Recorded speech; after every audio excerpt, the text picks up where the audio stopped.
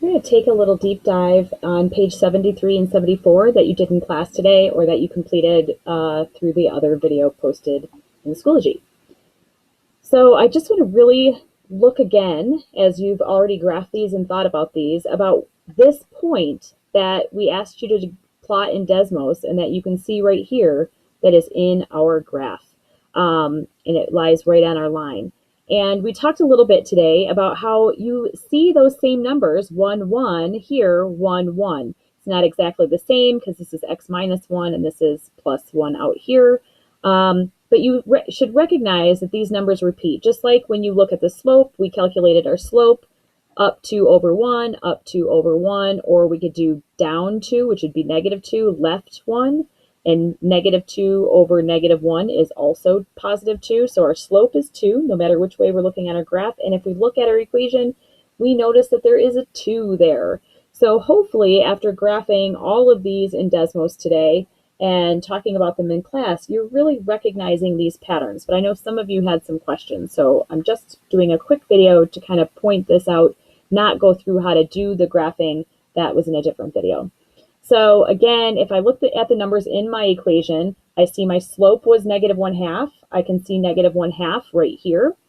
And I can see that I plotted this point for negative 1, which was on my line. It is also in my equation. Again, the negative 1 looks exactly the same. I have minus 4 in my equation, and I have 4 in my ordered pair.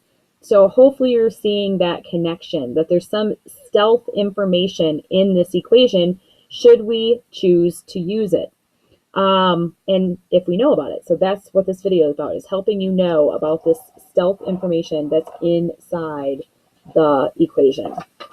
Okay, so looking at number 3, again, we calculated our slope to be 3/4 up 3 over 4, and we can see that that is here in our equation. And here we plotted the point negative 3, 1, which is on our graph right here. And it looks like it's also related to these numbers in our equation. 3, 1, it's almost like you could put in parentheses right here, and that's our ordered pair, except this x value is the opposite of what you see in the equation.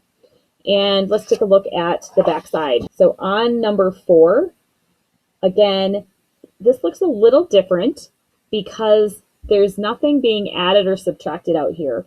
And so we could rewrite this if we wanted to, or imagine what would be added out here. And if it's not going to change the value of this equation, which we don't want to change the value because it would change what the equation is, you could think of this as adding a 0 out here, because when you add a 0, it doesn't change the value.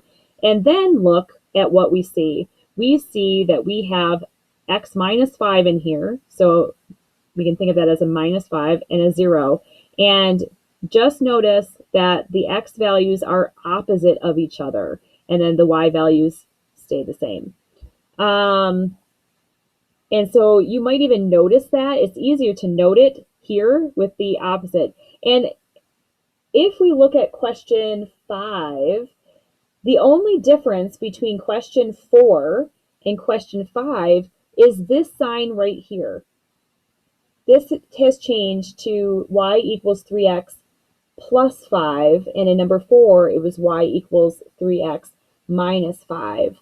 And look at what happened in the graph. We went from here in the graph, we're hitting at positive 5.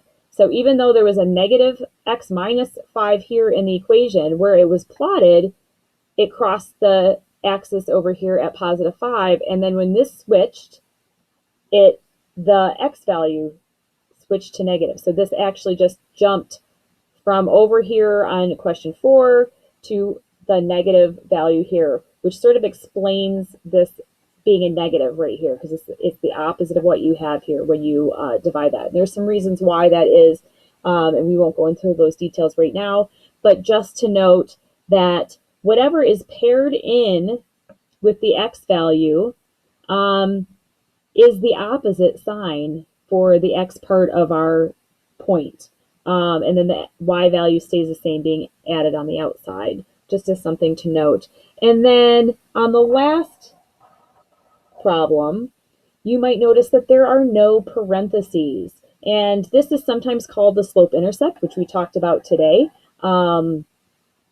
And we're recognizing that this is still the slope, just like we have here, but this is a special point called the y-intercept, and it is where it crosses the y-axis.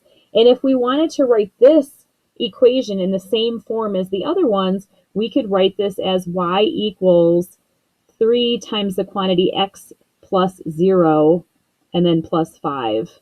We could actually write 3 times the quantity x minus 0 plus 5, because if you add or subtract 0, it is not going to change the value of your equation, which that then helps us view that the x value is 0 and the value outside the parentheses is 5. So it does work here. Our slope remains 3. You might ask yourself, do I need to know this? Do I need to understand point-slope form?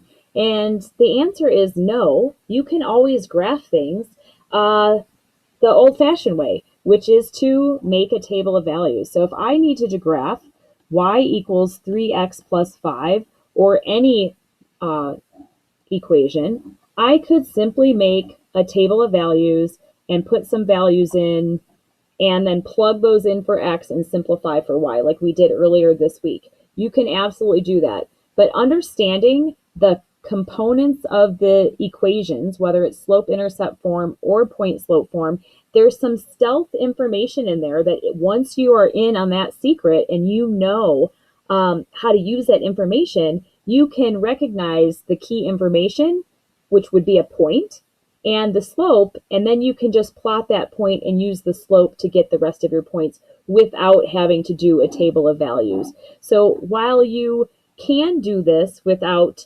knowing and recognizing a point and a slope for graphing it, I think you'll find that it is more efficient and it will serve you well as you go on in math to understand how to read the stealth information that is in a given linear equation.